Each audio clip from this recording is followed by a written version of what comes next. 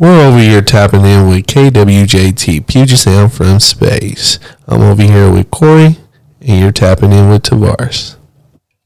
All right. Fuck. Welcome. Another week. Introducing to the main event. Sorry, welcome everybody. It's another week at the Groovy Tapes. We're here with Corey, Solana, and our friend Jason. What's up, y'all? He also goes by unapologetically Jason. There you go. On IG. And this is our real good childhood friend from way back when. We all met each other in middle school, I believe, 6th grade. Third grade. Oh, yeah, 3rd grade for you. 5th grade. Yeah. 5th grade for you guys. For you. 5th grade. See, all right, break the myth, bro. Came late. There's a myth, bro. There's not a myth. There's a myth. Let's start it off. There's not a myth. A lot of South Shore heads believe I was there in 5th grade. Please inform them that I was not there, I entered 6th grade. You're definitely there. Why are you trying to cap? I'm pretty sure you were there 5th grade. Oh! I think This is fucking cap. This is the Mandela effect. It's not the Mandela effect. You guys are... Am I tripping? Like, bro, you were 100%. Bro. Oh, you don't have a lighter. I wish I came in 5th grade. Do you have a lighter on you? No, I don't. I don't have a lighter on me. You gotta spark with your brain. The power of... you might not have been there. Wait. Nah, Nah, bro. who was definitely there? Nah. Who's your homeroom teacher? See, I don't Yeah. know. No, You don't know. You don't know. You're lying. Who'd you have? There for were 5th 2 grade? choices. Miss, what's her name? Z? Starts with a Z. There you Miss- go. Yeah. Was that your 6th? Oh, you might have been in Manzo, 6th Yeah, grade. he was 6th grade. Yeah, man. that was my homeroom teacher. Come on, man. Bro, Thank come you. on. Thank you for Oh, fact checking. wanna- I appreciate it. Got the I wish I was effects there in ready. 5th Wow. grade. Oh yeah, Got the effects ready Oh for it. yeah. Oh yeah, we got effects. That's the one thing we do have. We got announcements and we got effects. You want to kick it off? You want me to kick it off? How you feeling today? You feeling talkative? Well, yeah, we could start it off. Let's start off with this. Jason, Yes, sir. I know this is gonna come out of way left field, but who has the best ice cream in town? Please let us know. Shit. Please let us know, because my boy is always when we used to be at our old trap. Wow. My boy Jason used to talk mad shit every day when I was at work. He was like, "Boy, put that weak ass ice cream down. We got better ice cream." But who got the best ice cream so far right now? Okay, there's a 2020. couple categories you got to break it down. Is it Okay. like specifically the ice cream itself? Is it the company? Is it Okay, how yeah, you feel? good- Yo, hold on. great- First take- of all, you're 0-2 if you're going with those off the top. Our company is, great ice cream, good Okay. company, and Okay. then maybe you could talk about who has better customer service, at least from your point of view. Okay, great ice cream. To be honest, it's Full Tilt. Okay, Ooh. It's Full Tilt. come on, not biased. We're gonna leave bias We put aside. the bias aside. Yeah. Okay. Because we've been here, you know. I can get full tilt that. Yeah, company also might be Full Tilt, to be honest. Yeah, they came out the wood Only gates. because of some stories. Yo, I heard that they took a flavor out and then some girl had a birthday party and they made her birthday flavor and put it in the cabinet. Oh, that's fire. That's top tier. Yeah. Like that's done. That's crazy. There's no other way you could describe that. No as mollies, no salt and straw, no nothing. Nope. full And what was the last one? great customer service. Customer service. I think it's pretty even. Yeah. Actually, it depends on when. Because if you would have said like 4 or 5 years ago, definitely would have been Molly Moon's. Like Molly Moon's. Yeah, Caphill was when it started, was bro, over. I really it took the town by storm. Yeah. Like when they first opened or Yeah. they started getting their wave. Like, man, no one could touch them. And Cap Hill, like you have Cap Hill energy inside. Like That's we're true. playing fire ass music during block party. That's true. Lines down the block and turning the corner, and everybody's just vibing. Like you can't Facts. beat that. But Songstraw is still better. We're here to clear the air. Molly Moon's is like a cute name for an ice cream company and like a cute. You know that's her name, right? No, I didn't know that was her name. Yeah, that's not like Now it's weird now. Yeah, no, Fuck. Fuck. Yeah, there's God damn it. there's a lot of stuff going on with Molly Moons too, and all of that. Yeah, it's tough. Yeah. You same with Salt and Straw. This past month. Yeah. Shout out Drew. Couple- We stand with you, Drew. Fuck yeah. You know, if you shit know, was you know. weak, boy. If you know, you know. We Yeah, stand if you with know, Drew. you know. Damn. But definitely they've been Okay, I know about that. they've been kind of like, you know, I used to praise them so much, and like for hearing what went down and all that, it's like kind of disappointing to hear. And like, you know, we've worked with these companies for a long time. You years. worked for that company for a very long time, and you know, just to have those stances and like, especially what going on with the with this year 2020 in Seattle, it's tough. Like, but you got to recognize who your customers are. You know who the people of the city is, and if you're not behind them, you're destined to fall. So it's like absolutely. So please, just it's not that hard. My bad, brother. it's not that. It's really not that hard. Just to, you know, have those like. Yeah, we understand you have opinions, and we understand that, you know, you might not agree with most things, but sometimes you got to put that aside. If the world is if the world is feeling the same exact way, you're thinking different. Yeah. And if you're trying to catch up, like I've seen Seattle has been like one step ahead of the curve. Yeah. But it hasn't been good enough. No. Right? Like a lot of people, I mean, we just experienced this when we were over at we were protesting at Ike's. Yeah. And security guards there were like backing him up because of their experiences. That's a whole other topic. We'll get into that in a separate podcast. But it was good enough. It wasn't like everything that they should have had, what they deserve, whatever. It was like good enough. So the same thing with all of our companies. Like it was just enough to make us be like, oh yeah, cool. But if you're not fully respecting the people, like you're not in it for the long haul. You're not in it for lifetime. You got your own agenda. There's a difference from like doing that to save your face. Yep. And then doing it genuinely and like actually caring about the issues at hand. Yeah. Because you just feel that out. You feel that energy out in when you do decide to go to a protest, or you do decide to involve yourself in all the community gathering, and you feel that. So it's like, Seattle, do better, because like this is a chance for us to make history, or at least be a part of the history where we're moving forward. Perfect example, Bak has done probably one of the amazing job. One of the best. Amazing job by far, right? Shout out Brian, my guy, love you. At some point, he just decided. I mean, we literally sat down and had a conversation. Like we had an hour and a half conversation with me and a couple of the other employees, and he just listened to everything we were saying.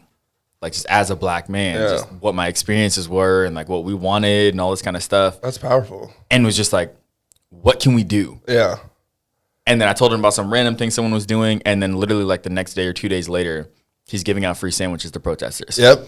Like the next day. Like I'm like, I haven't experienced a better company like when it comes to just an ask and just straight like the work being put in. Yeah. Like, they've been doing a great job. They've been I actually ran into him like during that day, and we were talking. He was like, I don't know how everyone else is not doing this. He was like, I just don't, like, this is as much as you agree or disagree with what's going on. He's like, this is our community. Exactly. And like these people have to be represented and they have to be helped. And he was just handing out chicken sandwiches and just talking to people. So yeah, shout out to Brian, 100%. And I'm glad to know his name. The owner's like outside handing the sandwiches out. Yes. This isn't like a decision he made and he's chilling in his house. No. Like him and the other owners are at the front door when protests are going on, like 2 blocks away, like handing out sandwiches. I'm like, that's it.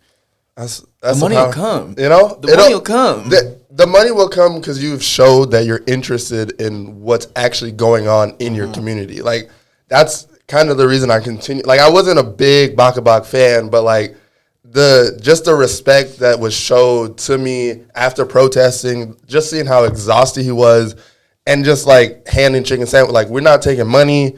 Get in line. I don't give a fuck how long the line is. Here's drinks. Here's everything you need to refuel your brain, your mind, and your spirit, and not in like a gimmicky way. You could tell it was like, all right, like I see where we're going, and I'm not trying to be behind the times. Even if I don't know how he felt before, you can tell that it was genuine before. But like, even if he had a change of heart, change of mind, you could feel.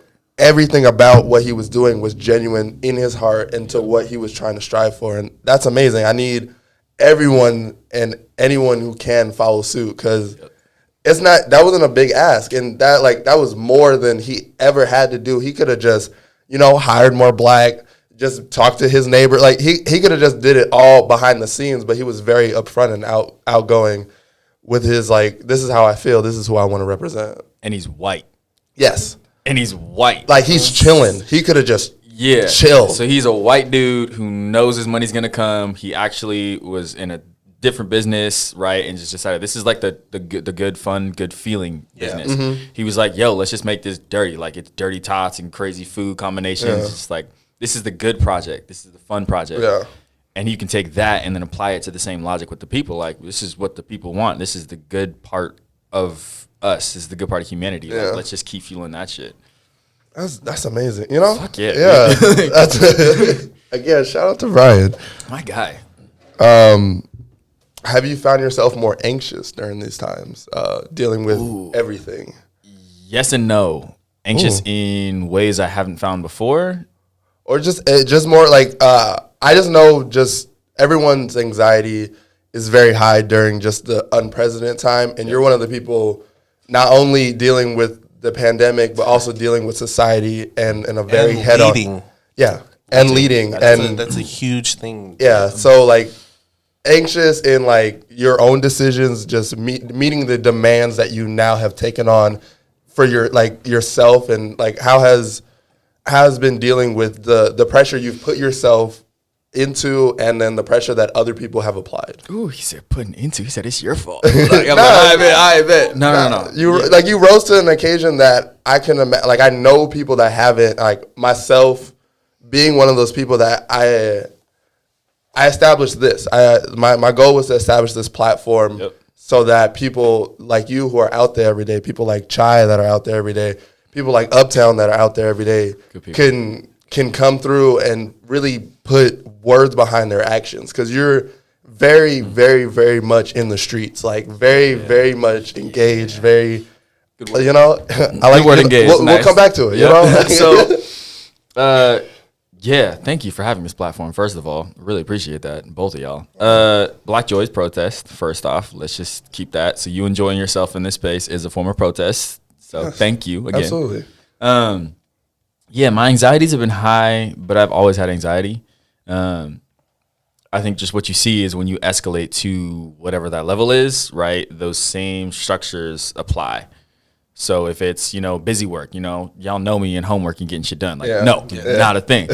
So when it comes to busy work and like protesting and stuff like that, I'm like, yo, like I'm not going to sit here and write an Instagram post and do this and that and this and that. Luckily, we got teams for that. Yeah. Whoo! Thank you. When you like open DMs and you see someone reply to the DM that you didn't want to reply to because everybody's got their Instagram, I'm like, yes. So yeah, my anxiety's been high, but being managed in ways like delegating, relaxing, like really like sitting down with myself and being like, yo, you're tripping right now. Like, what do you need to do? Do you need to sit and play FIFA for 3 hours? Like, go ahead. That's important. Do you need to sit and work on a random track sampling Scooby-Doo, which is what we did yesterday? Like, yes, that's fire. I'll play it later. It's hella fire. Oh my God, the sample's great. But yeah, like I've realized it's high, but then like right now I'm pushing the mental health thing like crazy. I'm like, yo, take care of yourself. I don't care how long you're out here. I don't care if you're out here every single day. I don't care if you're out here once in the 2 months. Like if it was too much for you, you take care of that. You don't sit and hold that shit. Because we do that way too much. Yeah. And that's not, I'm not advocating for that shit anymore. Yeah. That's powerful. Already. Yeah. It's been a long time coming. That's really cool, because I was wondering like how you go about mentally and physically unloading. You don't really have to give advice, but maybe just talk about like that process more in depth, because there are people who would be watching this and like, I'm dealing with this. So if you could just give out like a little sauce for them. Self-awareness is key. Like, just let the claps play. Thank you. It is key. You can't do a damn thing if you do not know where you are in the first place. Like, nothing. Like, and if you do try, it might be even worse of an end goal or end result because you didn't know what you were doing, and you might have fucked something up thinking you're doing good. Yeah. So self-awareness is key, first of all. Knowing what triggers your anxiety or depression or, for me, I'm just a chronic overthinker, right? Like knowing not to put yourself in certain situations that you're gonna overthink in. Oh, right? Yeah, that's very difficult. Like, how do you? Has this pushed you into like controlling that and like knowing where you're like? Are you now much more aware of your triggers than you've ever been before? Yes. One, I think it's just time. Yeah. I think the more time goes, the more you figure it out, of course. But two, when you are a leader, take the quotes around that word. When you are a leader, you are doing the people you are serving a disservice by not being your 100%. So I've had to look back and be like, oh shit, I was supposed to take care of this thing that someone else asked me for, but I couldn't because I needed to decompress because I threw myself into some shit I shouldn't have been in the first place. Yeah. Right? Like if I'm out here, like there's some days I don't like go out to the actual street. Yeah. Because it's way too unsafe. Yeah. Right? And secret police going out and this and that and this and that. There's days like literally it is not safe for me to be out there. If I did put myself out there, that means my mental health is going to go down even more. Yeah. Because I'm putting myself in a situation that I'm not right now set up to take care of. Then what if in 3 days we had another event and I haven't taken care of myself? And you got to be 100% there. That whole event just spirals down. Yeah. Yeah. I can feel that. Why do you put quotes when you use the word leader? Yeah. Because I always see leader as a person of the people. Like, you as a leader should not be separate from the people. Yes. Your Zahala has done a great job at it. I went to a random everyday march the other day, and he was just posted with us, walking with us, right? Like, if you are a leader, you are supposed to be a part of the people. So I don't like to use the technical word leader. Yeah. Okay. Like it's decentralized leadership. I understand idea, that. Kind of, because everybody's a leader. Yeah. You just have to figure out what role you're a leader in. Very true. So yeah, okay, I can see that. Yeah. Okay. You're still a leader, but I'll let you rock with that. I'll let you get that off. You can get that off at the Groovy Tapes. Hey. You said you were working on music. Oh, hold on. Let me. You see how he slowly? He crept up. Let me shut up. I just be listening. No, but you came to say it's dope. You brought up music right now because I was going to ask him if he could talk about his earliest moments of musicianship and his influences and what started it. That's why I love shutting up because like he'll take my like small ideas somewhere else. Like he jumped with it too. He was ready. Okay. No, so earliest memory with music. I always talk about it. Singing karaoke on the American Idol karaoke machine at my dad's house. Oh shit! Like hella young. I'm talking. The screen was like the size of my phone right now. Like and the machine's fucking huge. You know what I mean? Yeah. Like, so we would just pull it up in the living room at random hours of the night and just go off, bro. And they were all the 90s CDs, you know, with the Party Volume 17. You know what I mean? So that was the first one. And my dad was in a lot of like cover bands and shit like that. So, that's dope. Yeah. So the music has always been around, and dad's always been singing. But he come home with like the light boxes that you see. Yeah. They're like huge, and there's lights. He's just standing on the top, just like dancing in the living room on his boxes, like practicing and shit. So a lot of that, and then I think music and singing wise in particular, like that was all that, and then production was like a whole other side. Yeah. Okay. Yeah. That was that. Yeah. Tell us about falling in love with producing. Well, are you in love with producing, or you just don't trust anyone else? Okay. Absolutely. No, me and Jordan, like, tight. I was like, you just like, I don't trust no one else with my STEM, so like, fuck that. I got to do everything. No. I realized like I'm like intermediate at like all of the skills. Okay. I'm not an expert at any one of them, which means like I'm always trying to work with people.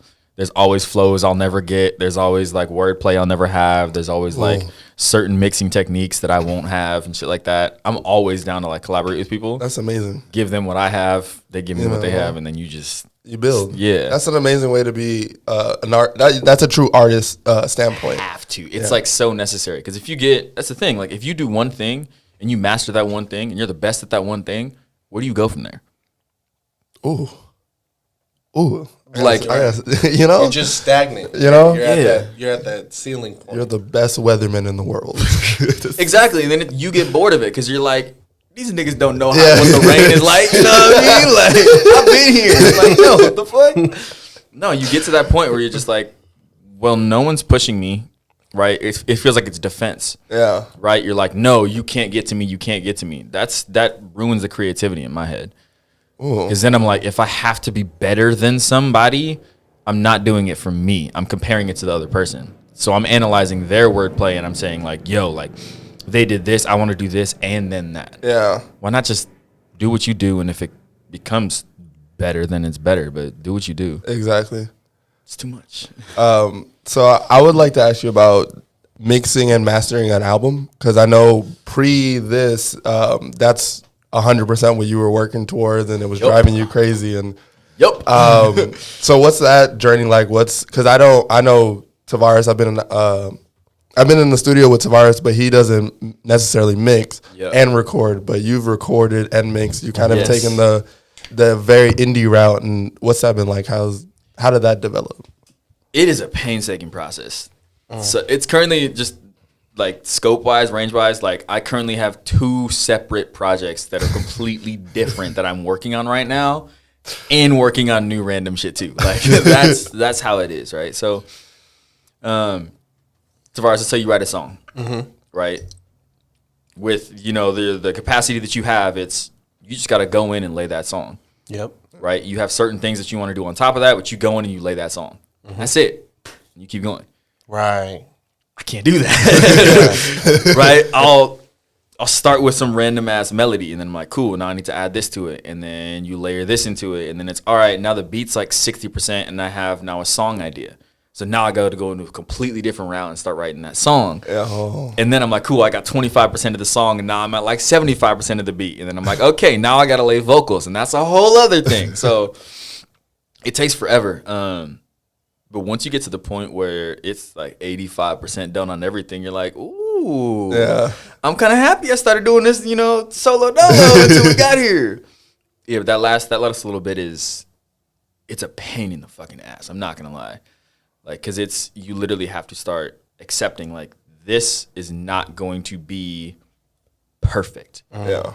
Like, there are certain artifacts are like when you're recording something and something pops or something, like something happens, right? Yeah. Certain times digitally you cannot do anything about it. You just have to either accept it or re-record it. Yeah. Oh. If I'm almost done, you got me fucked up. And it's you dealing with that. Yeah. It's solely you. I think that's really cool. We should put that on notice about like independent artists that are out here really growing and nurturing and taking care of like their craft by themselves, you guys. By them fucking selves. I go to a studio, I have help. I have an engineer. I have a producer and a cut, But then we got people like Jason who go in there and they create every sound in that track, and they create every little nuance or they set things in a specific order, and we must put that on notice. We must congratulate that, because there's people out in the industry who have it, who have the means and who have the ability to, utilize that. And then we have people here that are homegrown in our own state that are creating a small garden of music, you feel me? Yeah. And they're watering that hoe every day. Yeah. Every hour type shit. So I like that use. It's true. I like that garden. I mean, keep in mind, right, what I said earlier too, like I'm always down to work with everybody, right? Mm-hmm. So me and Jordan have come up with some shit that's just like, whoa, I never would have thought about that. Yeah. We step into it and we're like, yo, like we're feeling this. And then he starts it, and then I take it to a different direction, and he amplifies on top too. That's amazing. Right? So there's something also to be said about, Andrew, like shout out to Andrew, shout out to Jordan, shout out to all my creatives, all my people. Come on. And my shout out to the team. Love y'all. There's certain things you will never do without people. Yes. Mm-hmm. There's certain genres I would never tap into without people. Right, so there's some pop songs, right, that are more poppy than I would do, but having that influence, right, and having someone else, right. So things like that always happen, but like there is something to be said about being a part of the whole process, like the whole process. Yeah. You see things differently, right? Let's say Ariana Grande steps into the studio, Right. First and foremost, Victoria Monet's writing that track. Yeah. That album's fire, by the way. Jaguar's fire. But Victoria Monet's writing that track. So Ariana Grande steps in and she already has a track written for her. There's already a beat made, or there's someone in the next room cooking up a beat. Yeah. Right? She doesn't even have to worry about it. Right? But it's like building a business, right? Once you see all the aspects, that shit hits you different. Yeah. So I don't care if I make like billions and billions of dollars. I'm like, yo, if I make 100,000 on like straight like what I'm working on, like whoa. That's amazing. Because you did it start to finish. Yeah. Life's kind of complete because, you know, that work came into fruition. Mm-hmm. That's wild. I got a taste of it. This, working on my project I'm currently working on right now. Mm-hmm. I've been helping with the producing. Mm-hmm. So it's like I kind of feel that, like, when I hear and I listen to that track, I feel what you're saying. Yep. Like, whoa. That's Tavares on the beat, too. And then I hear my vocals, and I'm like, whoa. That's me singing. It's different. You know what I mean? Like, when you see it from, like, a very beginning, or you see, like, certain pieces being added, like, when I see counter melodies added, I'm like, yo, that feels like it was genius. Like, it came out of fucking nowhere. But it was cool. We have this bass line going down right here, and then someone's just like, cool. What if we threw this completely different thing on top? If you get the beat sent to you, you don't think about it. It's one complete project and blah, blah, blah. Yeah. You don't think about the gaps, the holes that need to be filled in. It's kind of like ad-libs, you know what I mean? Yeah, exactly. Like, there's those gaps and those holes that you need filled, but you don't even think about it if you're not looking at that whole. Man, that's facts. Go down. I was working on a beat the other day, and, bro, I threw seagull sounds and wave crashes on it, bro, because I felt like, oh, this beat needed, like, seagull sounds. Underrated. Some different shit, bro. And I was like, bro, you know what I hear on this? I hear seagulls, bro. So we looked up some seagull sounds and we, assigned it to our mixing board, our beat pad, and we started playing. And all you hear is the cause and shit. Bro, I've sampled, like, there was a random video of, like, playground noise, like random kids like yelling and screaming on playground noise. It's amplified my songs and made it filthy. Like waves. Like, I was just working on a song with my girl, and she was like, this hook needs to be like transitioned a different way, or like there's something missing here. And I literally just grabbed wave sounds that I had on a different track, threw it in there, mixed it up a little bit, and then sent it back to her, and she was like, yo. Yeah. And I'm like, it's Jordan says it's like background noise. Sometimes you just need background noise. Yeah. Something like, that doesn't take you out of it. Exactly. Yeah. Like Bad Bunny's Cayalita, like the same thing. Like, there's noises in there at the very beginning that flow through, and it just makes it feel like more whole. That's amazing. That's the shit you don't think about. Nah, it's something you really don't understand unless you do the whole process. Some dude's getting paid like thousands and thousands of dollars to think about seagull noises. Like, let's address that right now. Anything is possible in 2020. You know? Sheesh. So you mentioned the relationship with you and Jordan. Yes. Fuck. Before the Rona hit, you two, back up off me, bro. Oh, you're so filthy, bro. Before the Rona hit, you guys were producing shows, performing at shows, meeting up with DJs. What was going on? What was the pre-Rona plan? What are we supposed to be doing right now? Oh, we are supposed to be popping right now. Is what we're supposed to be doing. Okay? Yes. So yeah, we started a company, an event company actually, Orbital Events. Shout out. It was specifically geared towards having black spaces in Seattle, because you know how this goes. There aren't many black party spaces that feel comfortable, that feel like you're invited. Yeah. You go out to Cap Hill, you go out to some of these bars, like, there's about like 5% of the club in the very back in this little corner that niggas is popping in. It's like, let's go. But the rest feels whack. So we wanted to create a space like for these events, right? Ooh. And also do it in a space where, like, have wine tastings that were catered towards black people. Ooh. So they weren't in like snobby ass, like fancy ass, like uncomfortable, unrelatable spaces. Yeah. So we wanted to do that.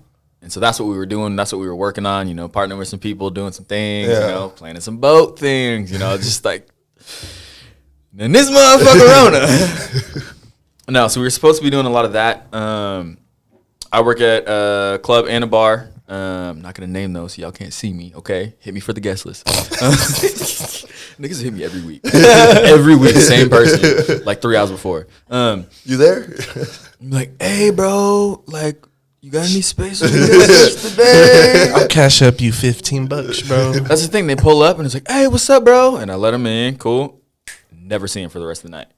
Gone. Oh, you owe. Hey, it's a fee now. Hey, you see fucking this? owe. Groovy Tape fee. Hey, you fucking owe. Better pay my fucking boy. Well, it's gonna be better, and I won't fully explain the plan outside. But when there's an entirely black-owned club, I mean, there's gonna be different situations on the guest list. But we'll continue. We'll get there. We'll digress. You know, that's not for you niggas. That's for not us. for you niggas. No, That's for us. Don't hit my line. Just show up, okay?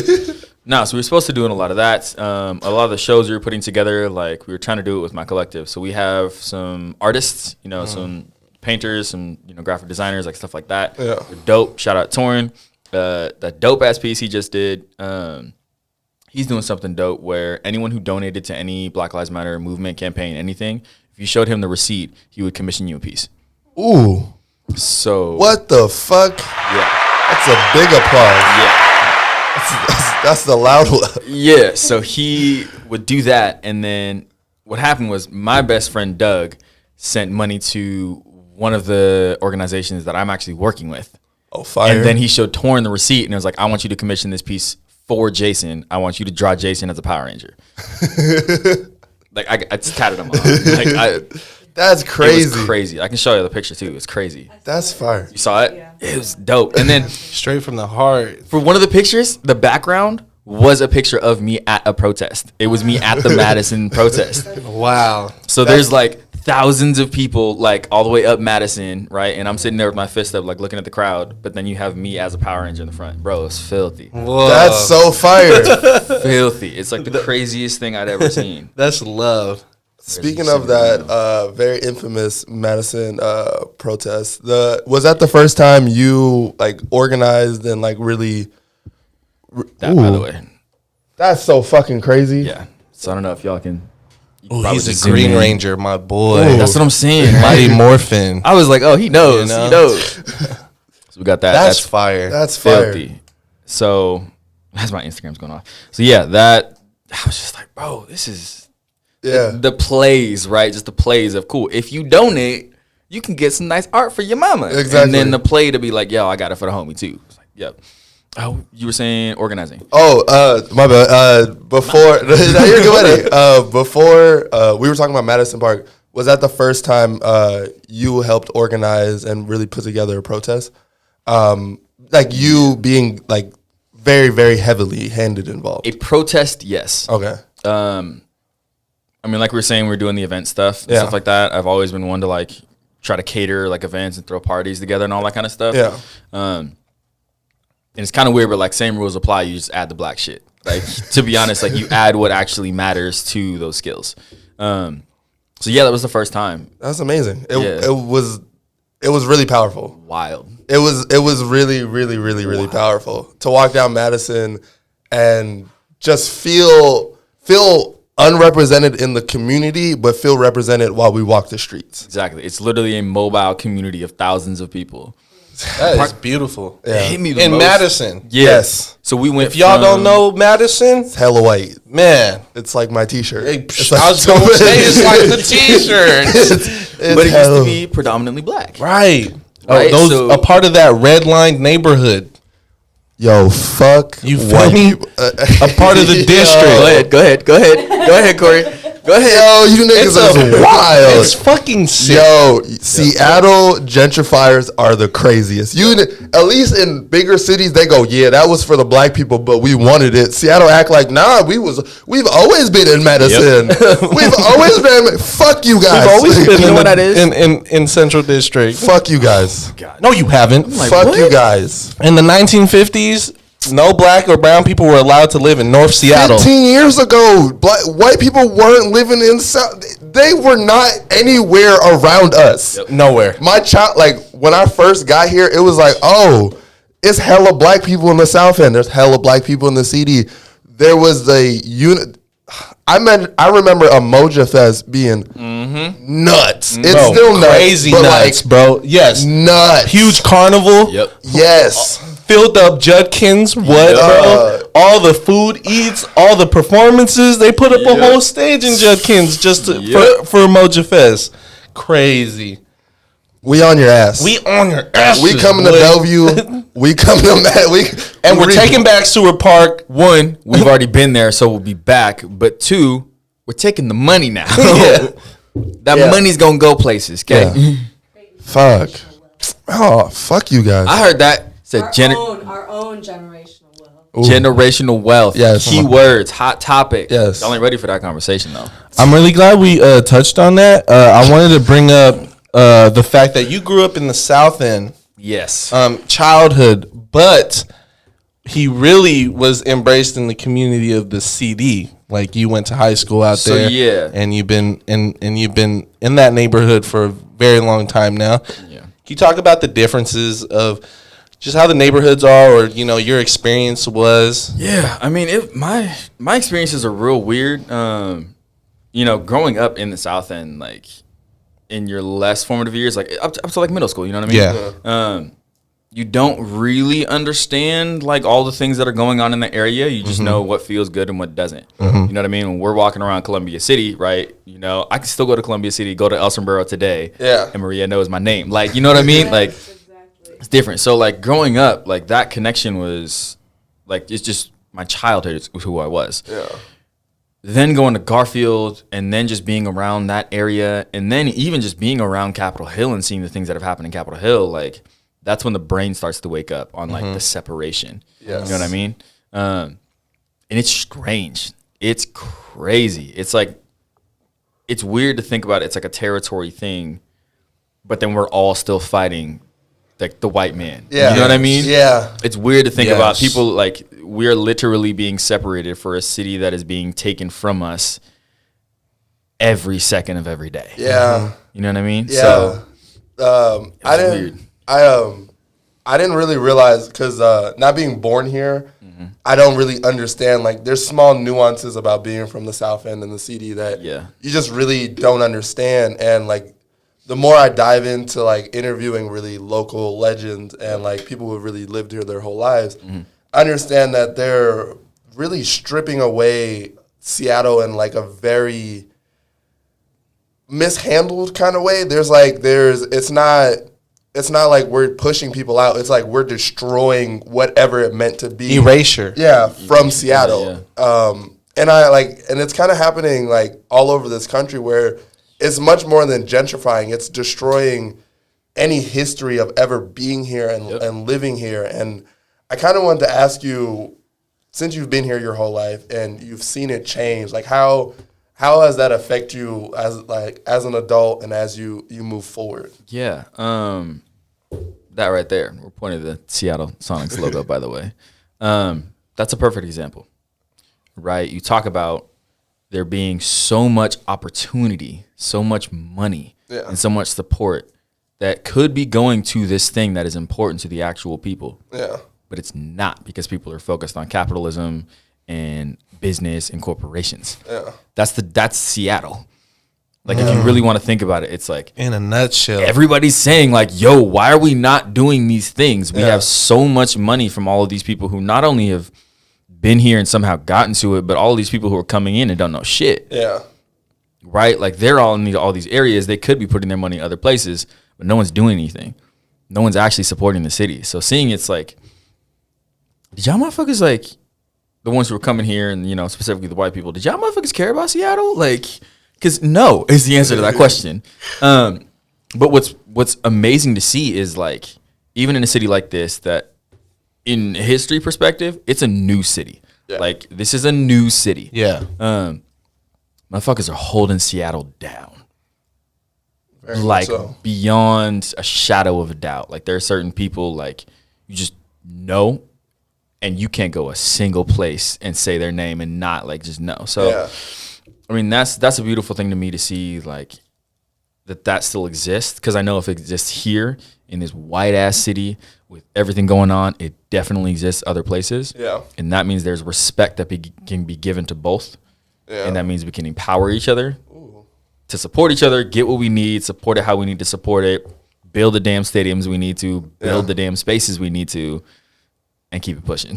I love that. A little deep there. You know, no, that's what we're here for. Man. That's why, you know, this podcast exists, so you can expand upon your, like, not just a tweet, not just a post on it. You know, you could really dive into how you genuinely feel about things. Yeah. So also, both South End and CD folks, appreciate you. I'm still learning. Like, I want everybody to know I'm born and raised Seattleite. Like, I've literally been here. Like, my ass would get in trouble for running to Genesee Park at 9 p.m. Like, you know what I mean? Like, we squabbled how many times, like, around Columbia City. So, like, I'm from here, but I'm still learning. And that's something I think people need to recognize and realize. Like, you could be here for 5 years. You could be here for 7 years. You could be here for 15 years. There's still shit you don't know. Yep. So don't ever say you know everything. Don't ever act like you know everything. Like, dig for the information. Support what's there. Get to know what's there and keep it pushing. Oof. In this organizing world, there's a whole bunch of motherfuckers just jumping up. Right. There's a whole bunch of people who've been here for X amount of years. Yeah. And they're jumping up. They're ready. They're this and that. Seattle's this and Seattle's that. I'm like, we even experienced that with, like, our events. Like, sometimes you just have to just take a lay of the land, figure out what people are doing. Like, King County Equity Now, crazy. Like, just crazy. Like, the space that they occupy is crazy. Decriminalize Seattle, crazy. If you are in an organizing space and you have not looked at their demands, you have not looked at the way they're doing things, you have not looked at their programs, I don't think you should be in an organizing space. At all. It's like stepping into any sport without actually looking at the teams that are there. Yeah. You're taking away from that bigger picture. Yeah. And you're trying to make it about something it's not. You're making it about you instead of making it about Seattle and it's about the people. Yeah, that's a lot of that is going on currently.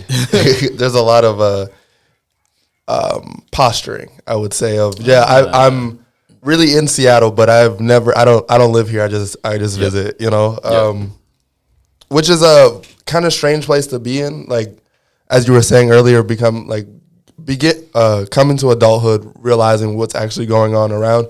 It's very strange how people not from the city and get to dictate and run kind of the people who live here and, like, organize against us to be like, nah, you don't know what's right for you because you live here. Like, it's kind of a strange place to be in during these times.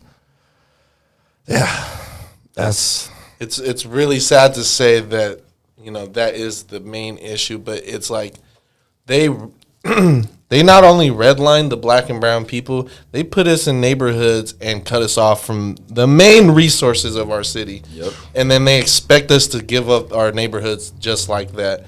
That we turned into beautiful neighborhoods that the people throughout history have, you know, fought through that strife and became successful people. And they wonder why it's hard for people to come back and put into the same neighborhood, but they're being pushed out by the people who run the city. And it's like an internal battle I've been fighting, as well as, like, everything going on, because it's like you kind of feel helpless. Yeah. It's like, man, we've seen the beauty of things. Like, we grew up at South Shore. Like, that, like, I love South Shore to the, you know, death of me, because it made me cross paths with, like, people like you guys. And then, like, different. and like, different. You know, and it's no other, like, nothing like I think about all that all the time, how, like, we don't exist without, like, we're not as intellectual, we're not as driven, we're not the weird kids we are without South Shore existing in Seattle at all. Like, if, like, it's the city and it's plus the school that, like, raised it. I don't think Seattle could ever exist anywhere else. Like, school. Like, we made skateboards. Bro, we revamped, like, bikes and shit like that. We low-key went through child labor, but it's not it's not bad because we got put on. We got to keep it, though. Some of us got involved with food, and then some of us became business-like. You know, really crazy. We seen at a very young age, like just, you know, low-key. I mean, I still love you, Mr. Quigley, but bro, you know, I went to Bull's gym every day and fucking wiped down nasty ass. You need to talk. You need to holler at still love bro. You, but also, like, that was a whole space of, like, learning, like, work. Yes, like, it was it was like so young. Fridays, whatever. I don't even remember what the fuck it was called. Mondays and Fridays, but it was like, it was part of, like, I made tacos. Let's educate you on what happens in society before you actually get there. Yeah. Like, that was the point. Like, I was at El Sombrero, and then I was also at the gym, and we were doing karate and shit. I did the whole, you know what I mean? I remember all of it. But, like, that's part of, like, experience. It's exposure. And what it was is that space, the resources it had, like, had the opportunity to put us in some shit that we never would have seen. Very true. Bro, we wouldn't have been making blueberry pancakes on the inauguration of Barack Obama. Like, you know what I mean? Oh, my gosh. Y'all remember? The inauguration party was lit. It was... We was popping all day. We were popping apple cider the entire day. That's what I'm saying. Like, you did no classwork. I'm like, yo, that's what school should be. You know what I mean? Like, we actually sit and we talk about this shit. We have hella fun. Yo. Right? And, the disciplinary actions were not good enough. There's a lot that could be handled. Yeah. But, like, if I'm squabbling with somebody, like, you know, me and Antonio went at it.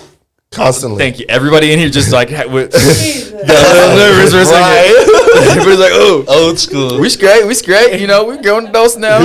No, but like the fact that we would have a stupid ass situation happen, we would react, you know, in a stupid ass way. Yeah. And we like our whole entire lives wouldn't be like shut down because of it. Exactly. You know what I mean? It wasn't handled the best, and there's a lot that they could have been doing. Yes. Should not have a whole bunch of like very like soft, brittle white ladies trying to separate. No, there's...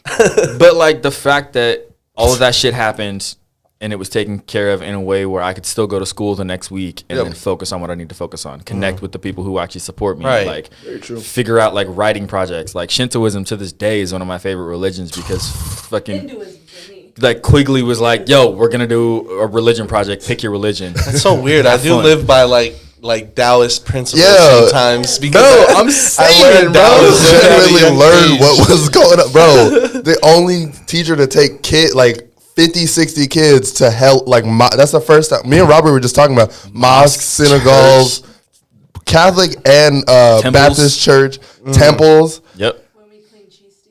Yo, when we clean cheese tea. Yo. I low-key feel like the cleanings that I've been doing, like, around, Step like, from low-key that. started from, like, cleaning that up, not gonna lie. But no, like, the things we learned in that space, like, I don't think we realized how impactful it was at that formative age. Yeah. Like, I'm writing the way I'm writing now because I had the opportunity in 5th grade. Yeah. Right? Like, my connection to anime, like, simply that. The fact that I understand so much about the religion behind anime. Yeah. Like, hella Naruto shit. yes. Hella Naruto shit is from the Shinto religion. Right. That's like, crazy. Down to, like, the symbol, like, the Sharingan, like, that's a symbol in that religion. And isn't Jiraiya a fable? And the Toad Man. Hey, but You guys get into a bag. You know? I know. Yeah, dope. Like, low key, but hella high key. Like, we actually were able to figure ourselves out in that space. Yeah. In a way I don't think we ever would have anywhere else. yeah, bro. No. I say that to this day. I don't think I would be the same person I am today without going through that schooling. It was not your traditional schooling at all. Mr. Quigley taught me how to play the guitar, and I'm like, I'm a musician now. Yep. So it's like, But you don't play the guitar, though. You know, I still do, boy. You do? He said, what you mean, bro? He said, I just recorded I'll last strum night. you like this guitar, boy. Like, but nah. All the way up here. But nah, like, it's so, like, those formative years was so impactful. And there's no other middle school out there. I mean, it is different now because, you know, the new building and being on Henderson and, like, you know, staff is changing. Mr. Miller, Mr. Steven, is not there anymore, you know. He threw the quotes in there. He said call him Stephen Miller. Steven Miller. Full name. Yeah, He said full name. Yeah, he was like, yeah, stop with that weird shit. Yep. But also, like, that was... Yeah, we call people actually by their, like, first name. Yeah. Often, so that was even something different too. Yeah, he said when he got here, he was just rolling with it. He wasn't fucking. He was like, that's what they do in Seattle. All right, all right, bro. You know what I mean? Informative years, guys. I low-key feel like we just got lucky. Yeah. No, for sure. Miss Encarnacion came into Dunlap 5th grade, and, you know, she was telling me how she had a really big Polynesian student body. She had a lot. She looked at me and started lying off It was the bat. literally you and Ashley. Bro. Bro, is there? Wow. Ashley is Filipino. Exactly. So it's not even. Wow. Sorry. Damn. Hey, but you know my APIs. I apologize. Pacific Islanders. Groovy Tapes podcast has now been canceled. Yeah, she was like, which one of you niggas win? She was like, niggas square up on my mama. So I'm sorry. I'm so sorry, No, yo. you're fine. You try to cancel us, you better be able to fight me, nigga. Like on my mama. Like. Anyway, sorry. Groovy Tapes boxing match. And he, like, Wow. Yeah. Bro, you see Nate Robinson and Jake Paul? I can't. Come on. Oh Hey, my God. come I on. can't. Y'all realize that we like met this nigga. Yeah. That's Like crazy. we met this nigga. And you he better were at the school- win. You were at the school at that time, right? You guys met Jake Paul? No, we met Nate. Bro, Oh, I was like, man, he's a fucking square. Fuck that boy. he's how old? We literally would have No, watched but this Nate for- Rob, Yeah. Jake Paul. Oh, fuck that nigga. You niggas is excited about me and Jake Paul. What the fuck is he's a wrong with weirdo. I don't fuck with him or his brother. Yo. Guys, weirdos. Bro, apparently Nate Robinson was a student of Miss Lori? Oh, no. That's, did we meet Nate Rob? Or is that? Because he was in college and then she brought him, or he came to visit her when we were in like word. third or fourth grade. Or Crazy. something. You And we were dub. sitting there like, oh my gosh, he's so tall, he's so great. I'm like, this nigga's short as fuck. Like, what? Wasn't that? Did Gary Payton come too? I don't know if I met GP. If I met the glove, nigga, I would still be talking about that right now. GP? That's fire. We met Yeah, Chris that- Webber. Oh. Yeah, bro. That I'll be out here. in the that street. boxing match is lit though. I really hope Nate Rob dusts the floor off that white boy for Bro, real, because he better not- They've been talking mess. Everybody been saying that Jake Paul would knock out Nate Rob, and I'm like, they don't know that boy's from the South End. Like, I'm so ready to watch that. Mike yeah, me Tyson too. is Pay per view. finna I'm paying for that shit. kill Some Ron of that's Jones going to Jr. Nate Rob. So hey, I'm not paying for that. I really hope he just live streams it, to be honest. True. I hope he just pulls Bro, up if I his do Instagram pay live for and his is shit, like, hey, it's for come bros. over and watch with me. So Yo, Yeah. Mike Tyson Heard is you. finna Let's kill make it a Rose protest. Jones. Got you, bro. Fire. Bro, Mike Tyson's finna kill Rose Jones Jr. He's finna. That's gonna be crazy. He's gonna get his head knocked off. It's really gonna be sad. Who I have $100 Yeah, I bet can't- on that. bet against Mike Tyson? Me. You know me. I'm all about the Hold on. baby. I'm gonna take that bet. Is there a way Can I I double can get in on that bet right there? You took Roy Jones Jr. Yeah, because when my brother was like, Oh, wrong sound effect. my brother was like, oh, he's not gonna knock, or he's gonna knock him out. I was like, Mike Tyson's not gonna knock out Bro, Roy Jones. Michael Tyson is gonna crush that nigga's skull, bro. Hey, I'm not sleeping on the GOAT, but like, hey, You're- I'm always the underdog. I love the underdog story. Please get that sound effect, bro. This is you right now, bro. Yo, I know. Taurus, Hey, take his fucking money. Take that. Yes. Yes. You don't deserve that $100. hey, bro, we gonna make it happen. I love it. Bro. Sports bet. I've lost pretty much every sports bet I've done. You will lose this one too. If Roy Jones Jr. wins, 2020 is over. Officially. I stopped making bets specifically because shit kept going sideways. Oh, Yeah. It's this year. This is It was just weird. Bro, like Bayern beat Barca 8-2. No one was expecting that. I don't think y'all understand. Like this I don't. team has been one of the best teams for like ever. Like consistently. You're talking about like Messi changed like Oh, Messi. Oh, yeah. 20 years Shout out straight, to my honestly. nigga. They Bro, really be Messi, hating on him. Henry, Ronaldinho, Ibrahimovic was there for a hot minute. And Ronaldinho he was- looks fake. Samuel Eto'o, like he does look fake. I'm not gonna lie. That nigga just looks photoshopped every time I see Bro, him. you know what's I'm funny? mad. Ronaldinho looks like him with plastic surgery, less facial hair, and some dreads. But like genuine.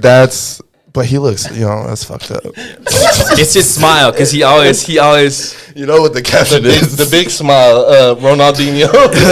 local organizer. This is Groovy Tapes podcast. Do I look like Ronaldinho? Just Photoshop No, some dreads this on is you. not the first time I've heard this. There's a What? Okay, there's so a- I'm good. Bro, I'm there's a- good, bro. but this like confirmed it. It's like being called a giraffe. It's like you hear it the first time, it's like niggas gonna be fucked up, and then you hear it 6 times, it's like, Okay, all bro. right, I might look like a giraffe. When I shave, people call me Franklin the Turtle. Oh my gosh. So, and I've had to accept it, bro. So you might have to That's take hard. the L on that one. Like, Fuck you, people. My name's Corey. Hey, I'm my own person. Yeah. Fuck you guys. I'm gonna tell my mom. She watches anyway. You leave in the comments. I know you did not come. Bro, there's a dude at the shells by my house that every time I walk in there, Ronaldinho, bro, and will tell other customers in the bro, screams it. He screams it. Ronaldinho. Hey, you know this guy? You know Ronaldinho? Wow. You know Ronaldinho? My guys be lit at the shows, Bro, too, bro. Every single time. Yeah, all day, every day. But if you don't have that relationship with your local Shell, AMPM, 7-Eleven, You're not doing it. Right. You're not from the neighborhood. You're not. You don't live here. You don't live here, bro.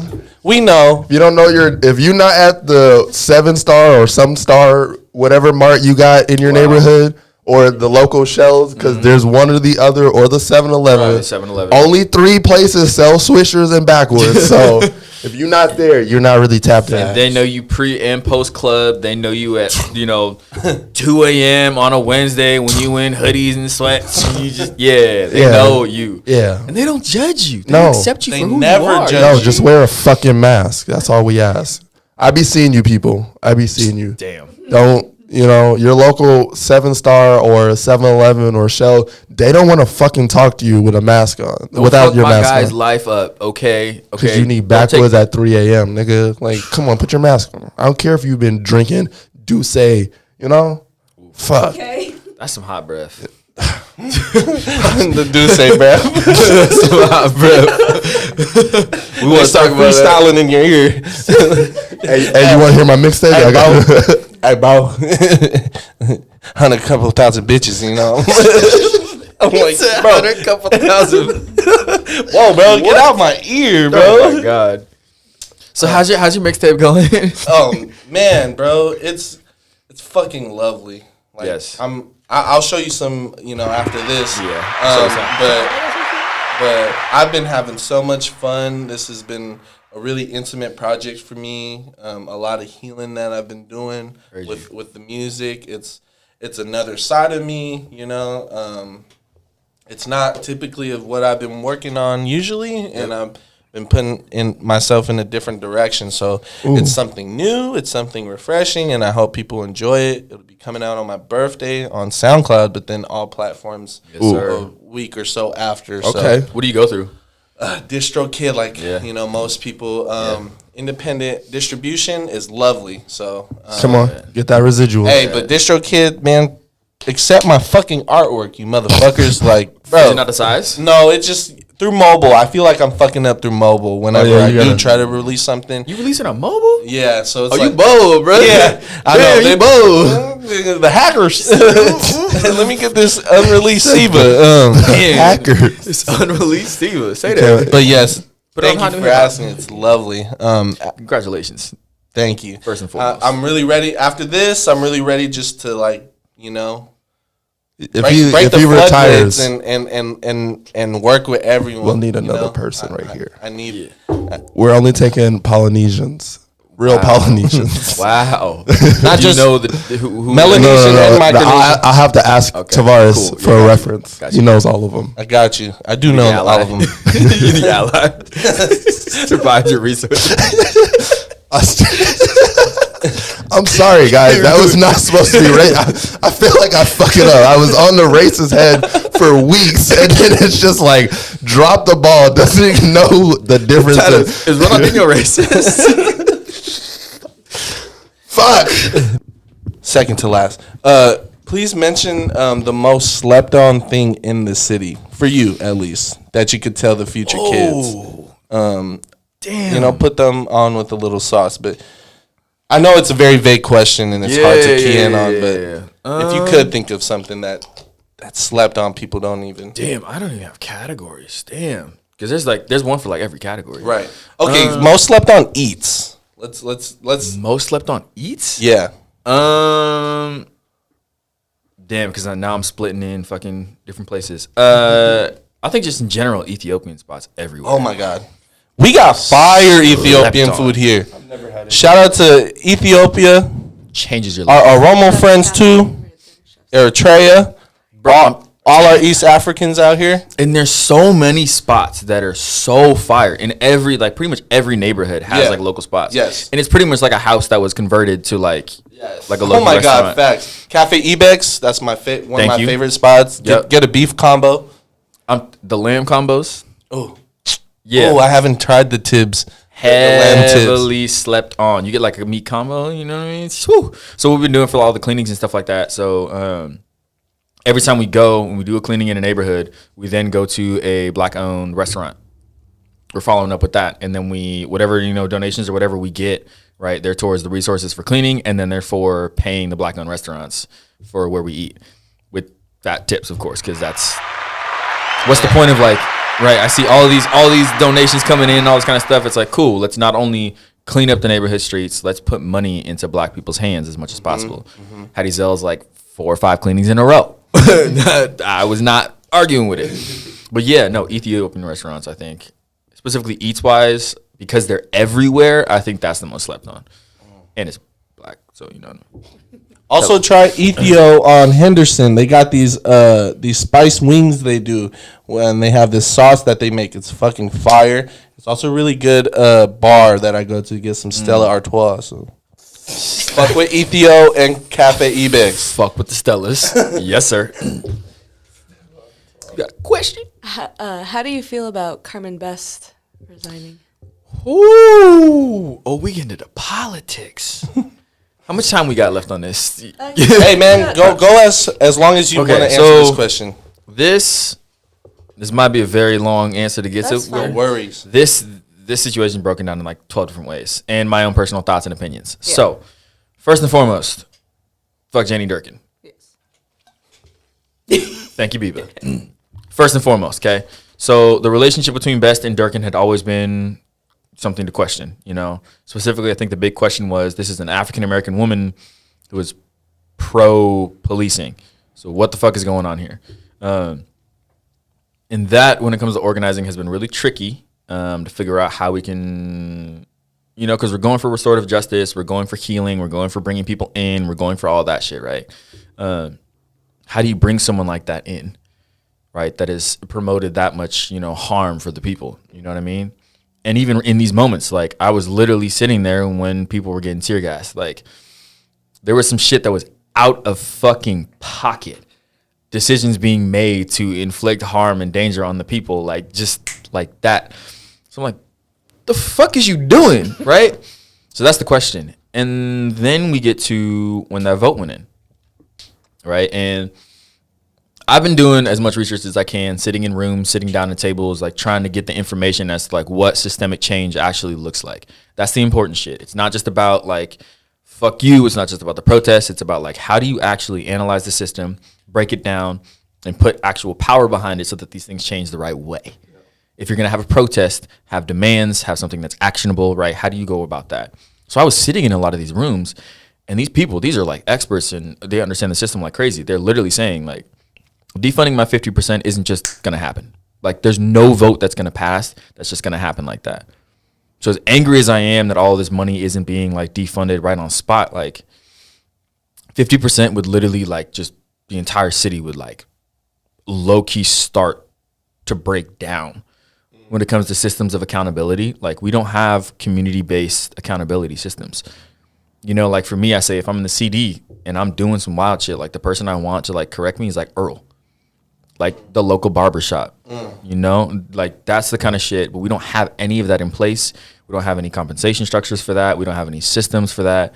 So then it's like, well, fuck, like that makes sense that vote went that way. But then seeing Carmen Best leave right after that was very, very interesting because I wasn't really sure like how she felt about it. I've had no conversations with her.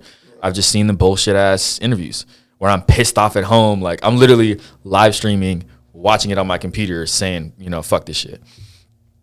But then seeing that vote go through and seeing her response, like my question is like, was she actually down for defunding and down for the change, but the way that it was being done wasn't acceptable when that vote went in, so she dipped?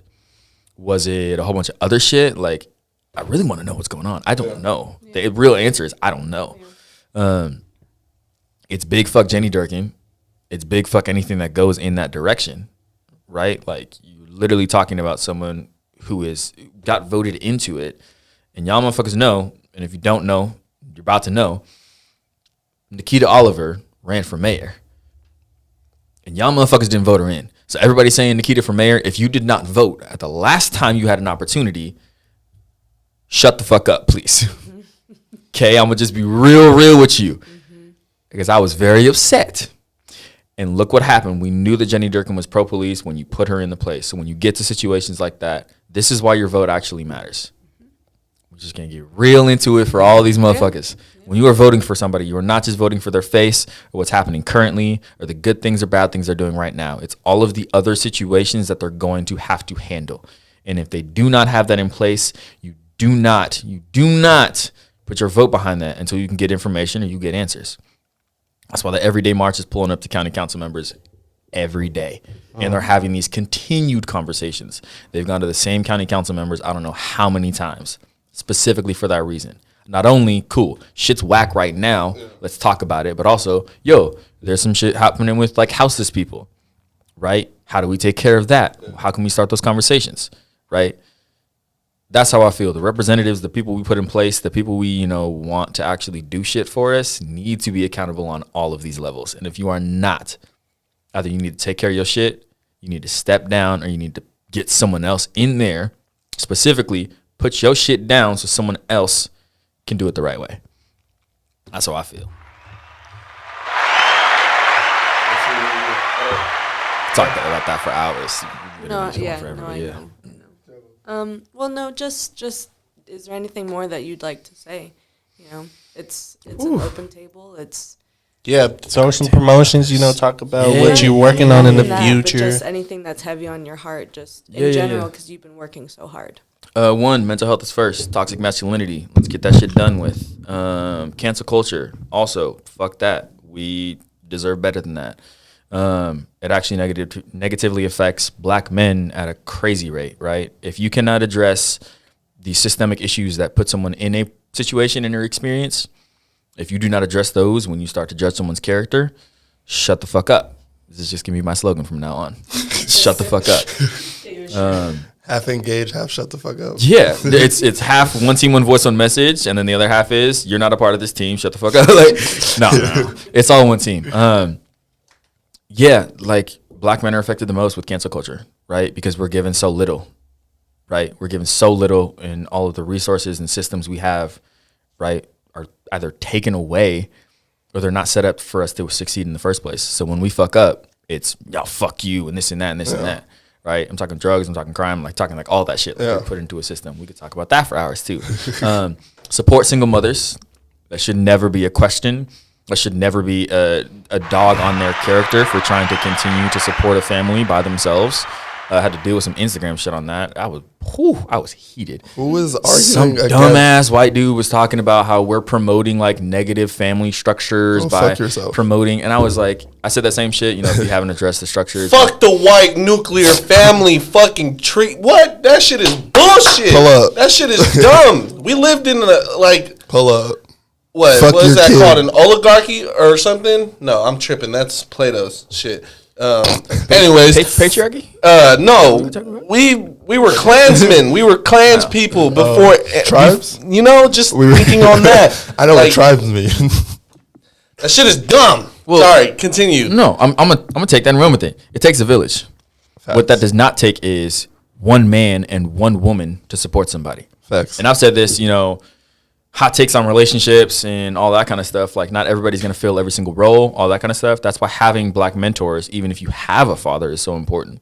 Facts. There's certain things that you can tap into. There's certain mentors I've had that are nothing like my dad that I needed. Yeah. Right? Shout out to my dad. No disrespect, love you. You know. But there's certain shit that certain people just cannot occupy. It's literally impossible. Mm-hmm. The reason we are here today is because we had so many different people supporting us and investing us in so many different ways. Yes. How fucking dare you put all of that weight and pressure on a single mom and say that they're not doing good enough? What the? Go fuck yourself. Go fuck yourself. Go fuck yourself. Shut the fuck up. So support single mothers. black women need to be running this country. Facts. Black trans women need to be running this country. Support your LGBTQ community. It's gonna get local lit. and otherwise. I can't wait. Here's the thing, like you think about it in a system of oppression, like if the most marginalized person ever is actually liberated, what do you think that does to everyone else? If you take down all of the systems of oppression, right? Specifically, a black trans woman. Those are three very, very, very fucked up when it comes to like marginalization and oppression, right? You're talking about the oppression of black people. You're talking about the oppression of the LGBTQ community and then the oppression of women. If all those three things are liberated, black men are liberated. The dominoes will fall. They're not ready to have that conversation. They're not. So white people, give your fucking money to black people so we can do what we need to do to support our communities. That's really crazy. If we had the allegation or the money allocated to us the way other communities have been and the resources, we wouldn't. Their fear is like we would try to take over. Like we don't care. We don't really. We Nobody never has that much animosity. We don't care about what you are doing. We don't care. You never see black people staring down white people to be like, ooh, they're gardening hella hard, or ooh, that white lady's not taking care of her kid. You know what we do? We fucking laugh at you while your kids are running in the street, and then we go about our fucking day. Yeah. I tell a joke to my homies about it, like, oh, this is white bitch was wilding in Safeway. And then we go about our fucking day. I'm not going to be like, hey, bitch, raise your kids right. I'm going to think it super hard. What's up with that word? Hey, nah. Hey, bro. Hey. That's all I'm going to say. Bitches used, I feel like we categorize here at Groovy Tapes, bitch, as a person who is sensitive about things that they do to other people. That makes you a bitch. If you interesting are, I've long stopped associating that word with how people feel about it directing towards women. That's never towards women because there's more. There's more male bitches that I run into. Wow, much more than I do. Here's my understanding bitches. with that word, okay? And it's even like any word that's used against any person. I feel it. Right? You take it and use it anywhere else, it's still derived from that place. Ooh, okay. That's the thing for me, right? Is I'd like literally even when people say the word, like I'm like, you have your own understanding, right? But personally, I'm like, only time I say it is like when I'm reiterating what someone else said because that person is not here. Yeah. Or that's it. Right? It's where it's derived from, right? So if you look at like specifically women, right? That word came from trying to like oppress women and treat women badly. Regardless of how it's used today, right? It's still brought back. Ooh. Same thing with nigga, same thing with everything, right? Yep. Besides reclamation of the word, which is solely for the people who have been affected by it, I'm like, everybody else can fuck off. Like, you can use a different word. Ooh. Right? So like when women use that word to other women. Yeah. It's different. Yeah, because and I've had this conversation with women too, even women feel uncomfortable sometimes using that word. And that's telling. Yeah. Right? So, and not to get all buzzwords for it, but if you talk about appropriation, right? So imagine, and sorry I got to do this to you, bro, but one of my bros, he's a white dude, tried to do a cover of a Kehlani song. I know. Just roll with me here, okay? So he was going to do it with one of his homegirls, whatever. She was white too. The song was, I forget what it's called. It's the one where Kehlani's talking about bringing her lover back from the streets, like leave the streets, leave all that shit, all that kind of stuff. It's the one where she's in the video in the wedding dress and talks back the gun and shit, right? Amazing song. But so he was trying to do the song and, we started talking. I was like, it doesn't fit you. That's weird. Like, and I finally got to like, oh, word, you're just appropriating the song. Yeah. Because we kept talking and he was like, yo, we're not like, I'm not singing it because of like the gang related stuff. I'm singing it because it sounds good. And I'm like, there you go. That's appropriation, right? When you remove all of the context and all of the situation for whatever it is, but use it at your own benefit of however you want to use it, that's appropriation. Ooh. Right? So the same thing goes with that word is like, oh, word, shit. Like, even though I'm using it in a completely different context, like that shit can still affect somebody and still hurt somebody. Damn. Sorry. No. But like that's the beauty of this. That's the point of this shit. That's like we sat here, didn't talk, like, and I want to make sure like the room knows that like we're here, we're listening, and that's why the Groovy Tapes exist. If you have to unlearn, you got to learn. So like when you're learning, exactly when you're genuinely trying to unlearn it. So we will work on now that we've had the conversation, we've had it publicly. Mm-hmm. We will work on using the word bitch now that I'm more informed and have context. I know we use it way too often. Yo, we use it every episode. I'm gonna just throw this to you as well, right? I'm gonna throw two things at you. One, like I was doing like having these conversations with my homies like back in high school, like when they would say that's gay, and I'd smack them in the back of the head. No, you can't say that, right? So they would say that, but then you break it down to the definition. And I was like, okay, a microwave isn't working. You say that's gay. How is that microwave not working homosexual? Come on. Right? So stick to what we're actually talking about, okay? Yeah. One. And then two, the way I operate in any conversations and anything with anybody is integrity, accountability, and grace. The combination of those three things, we can pretty much figure out everything. Integrity, hold yourself, to a level of like moral right. Hold to your compass, your North Star. And continue to do so, whether no one's looking, right? Just do what you know is right. And if you don't know, go do the research to figure it out. That's part of integrity. That's accountability. If you don't know, go do the research. Right. It's uncomfortable. It takes a while. It feels like a waste of time. But the moment you know it, then you can give it in conversation. Then you can, put it in podcast and you can whatever. We changing bitch to sucker ass niggas. See, there you go. And we're going to take it back to the respect. Motherfuckers. Looking like a mug. And then grace, okay? Grace is, I think, the most important part in all of this kind of shit, right? We talk about restorative justice. We talk about, like, all of the shit that's been happening when shit gets fucked up. A lot of people we know personally are going through shit right now. Yeah. And because of that, I think we just click like that. Yeah, yes. Because of the stuff that's going on with them, I think the important thing to remember is there's space for change. So you cannot treat people as if they cannot, right? Because these things are learned, that means they can be unlearned. Because there are better ways to do it, that means those things that are negative, quote unquote, can be replaced with things that are going to be positive, right? So you have to hold people with grace, which is why I'm not dogging anybody for saying words. No. If we have conversations and then over time, like you have to be here to learn. We ain't done yet. The fuck? Exactly. Like, if you operate with those three things, I think life gets so much easier for everybody, right? Like for me, it's been in spaces of leadership, in spaces of growth and work and shit, truly respecting black women, empowering black women, which means I have to shut the fuck up sometimes. And I'm really trying to work on that right now. I'm not the greatest. I will fully admit, I've had more lessons in the past 2 months, verbally and non-verbally that I've ever had. And literally I felt like absolute shit.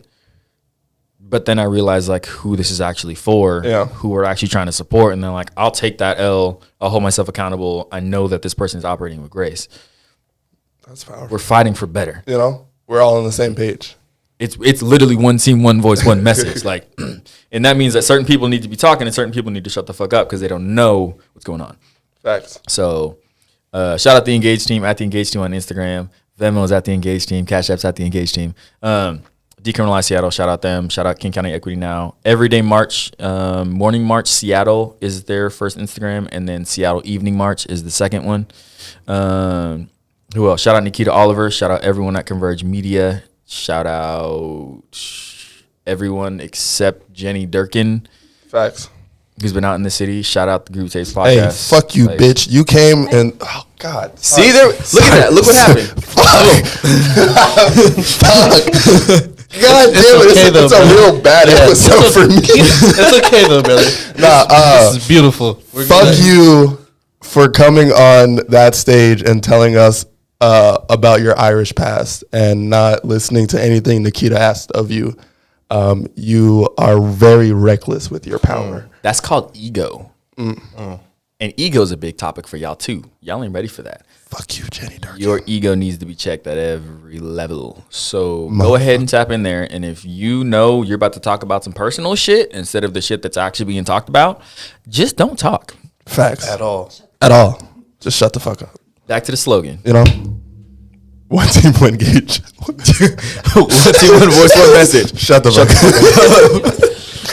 up. Come on, take us out of here. All right, man. You guys have been watching the Groovy Tapes, episode 17? Yeah. Episode 17.